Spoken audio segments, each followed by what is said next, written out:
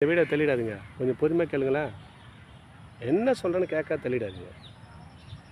நம்ம எல்லார் மேலே வாஞ்சி ஆகி விருப்பம் வச்சு சோர்ந்து போயிருக்கலாம். அவங்க நம்மளை ஏமாற்றிட்டு இருக்கலாம். ஏன்னா இங்கே ஒரு வார்த்தை மட்டும் கேட்கறதுக்கு போதுங்க. இன்றைக்கி வார்த்தை கேளுங்களேன். எப்படியோ பேர் எத்தனையோ பேர் நம்மளை ஏமாற்றிட்டு இருக்கலாம், புரிய வச்சுருக்கலாம்.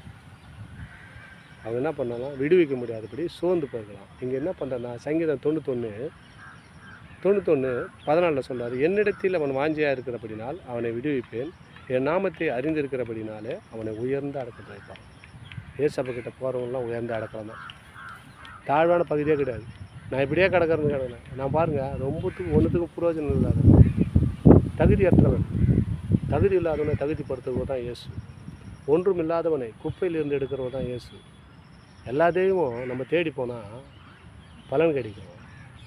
இயேசு நம்மளை தேடி வர பலன் கொடுக்குறவர் அவர் தாங்க. நம்மளை தேடி நம்ம எங்கே இருக்கிறோமோ அங்கே தேடி வர்றார். ஒரு வார்த்தை சொன்னால் போதும், அவர் உடனடியாக ஒரு வார்த்தை மூலிமா உங்களுக்கு கிரியை செய்யும். அவர் தான் சொல்கிறார். இந்த நாளில் எப்படி சொல்கிறாருன்னா, இந்த வசனத்தை கூர்ந்து கவனிச்சிங்கன்னா தெரியும். சங்கீதம் 91:14 அவன் என்னிடத்தில் வாஞ்சியாக இருக்கிறபடினால, இயேசு மேலே யாரெல்லாம் வாஞ்சியாக இருக்கிறபடினால அவனை நான் விடுவிப்பேன், என் நாமத்தை அறிந்திருக்கிறபடினால அவனை உயர்ந்த அடக்கத்தில் வைக்க போகிறேன்.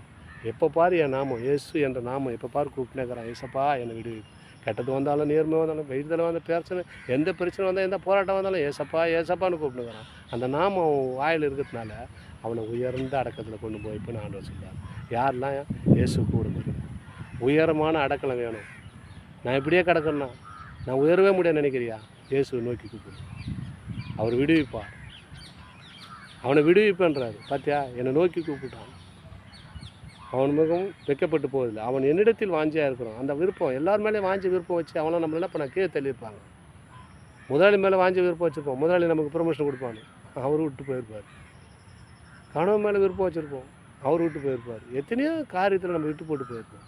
இங்கே பாருங்கள், அவன் என்னிடத்தில் வாஞ்சியாக இருக்கிறபடினால எல்லாத்தையும் கூட்டி சேர்ப்பாருங்க. அவர் புருஷனை, கணவன், மனைவி, பிள்ளைகள் எல்லாரையும் நான் ஒரு கூட்டி சேர்த்து ஒரு குடும்பமாய் ஒரு அற்புதமாக நடத்துவது அவர் தாங்க.